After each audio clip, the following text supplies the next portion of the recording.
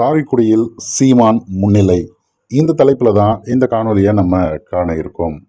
தொடர்ச்சியாக நாம் தமிழர் கட்சி 15 வருடங்களுக்கு மேல் போராடி முதல் வெற்றியை காணப்போகும் ஒரு தேர்தலாகத்தான் இந்த 2026 தேர்தல் பார்க்கப்படுகிறது. நாம் தமிழர் கட்சி மற்ற அனைத்து கட்சிகளை விட முன்கூட்டியே வேட்பாளர்களையும் அறிவித்து தனித்து களம் காண்கிறேன் என களமிறங்கி மக்களுடைய பெரும் நம்பிக்கையை பெற்ற கட்சி. ஏற்கனவே 8.22 வாக்கு சதவீதம் பெற்று அங்கீகரிக்கப்பட்ட கட்சியாக மாறி இருக்கிற நாம் தமிழர் கட்சி இம்முறை முதல் வெற்றியை பார்க்க போகிறது அப்படிங்கிறதுல எவ்வித மாற்று கருத்தும் கிடையாது. அதில் காரைக்குடியில் அண்ணன் சீமான் அவர்கள் வெல்வது உறுதி அப்படிங்கிறதால இந்த தொடக்கம் ஆரம்பித்ததில் இருந்து அனைவரும் எதிர்பார்க்கக்கூடிய ஒரு மிகப்பெரிய ஒரு ஸ்டார் தொகுதியாக பார்க்கப்படுவது காரைக்குடி தான். அந்த வகையில் காரைக்குடியில் நாம் தமிழர் கட்சியுடைய வளர்ச்சி எப்படி இருக்குன்னு பார்க்கும்போது ரொம்ப ஆச்சரியமாக இருக்குது. குறிப்பாக அண்ணன் சீமான் அவர்களுக்கு இந்த தபால் வாக்குகளில் முன்னிலை வருவது அப்படிங்கிறது எதிர்பாராத விடயம்.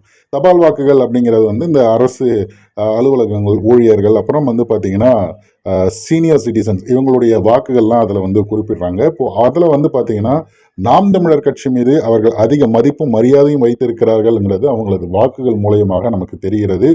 குறிப்பாக திமுக அதிமுகவிற்கு போகாமல் அங்கே டென்டல் பிரபு அவர்களுக்கும் அண்ணன் சீமான் அவர்களுக்கும் தான் அது அதிக வாக்குகள் விழுந்திருக்கிறது அப்படிங்கிறது தெரிய வருகிறது.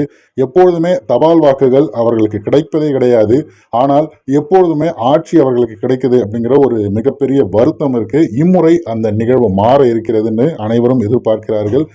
மற்ற தேர்தல்கள் போல் இல்லாமல் இந்த 2026 தேர்தல் பலருக்கு மிக மிக புதிய அனுபவங்களையும் பாடங்களையும் கற்றுத்தரும் அப்படிங்கிறது நமக்கு நல்லாவே தெரியுது. காலை நிலவரப்படி பார்த்திங்கன்னா மொத்தமாக அனைத்து இடங்களில் தாவேகா முன்னிலை அப்படிங்கிறத காட்டும்போது நமக்கே அதிர்ச்சியாக இருக்கிறது. அது மட்டும் இல்லாமல் இது இப்பொழுது இருக்கக்கூடிய அந்த 9 மணி 10 மணி தகவல் படி மட்டும்தான். இனி போகக்கூடிய அடுத்தடுத்த சுற்றுகளில் என்ன அப்படிங்கிறத நமக்கு தெரிவிக்கலாம். காரைக்குடி தொகுதியில் சீமான் வெல்வது உறுதி என்பதை நம்ம நினைத்து வைத்துக்கிருப்போம். என்ன நடக்குது அப்படிங்கிறத பொறுத்திருந்து பார்ப்போம்.